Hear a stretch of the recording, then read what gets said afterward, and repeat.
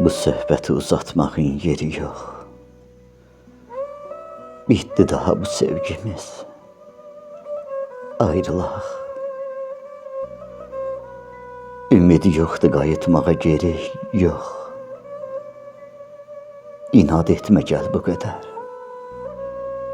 Ayrılaq.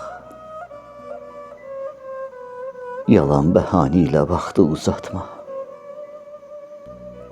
Günahı sevginin boynuna atma. Nə özünü, nə də məni aldatma.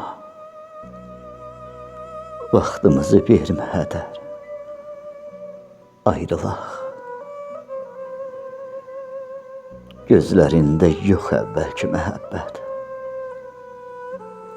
Olmayan sevgiyə etmə mərhəmət. Yaranmamış ürəyimizdən ibrət. Olmamış halımız betər. Ayrılaq. Zorla heç gözəllik olmaz əzizim. Su tökməklə quyu dolmaz əzizim. Bir də bu eşq bizə gülməz əzizim. Bürüməmiş qəlbi kədər. Ayrılaq.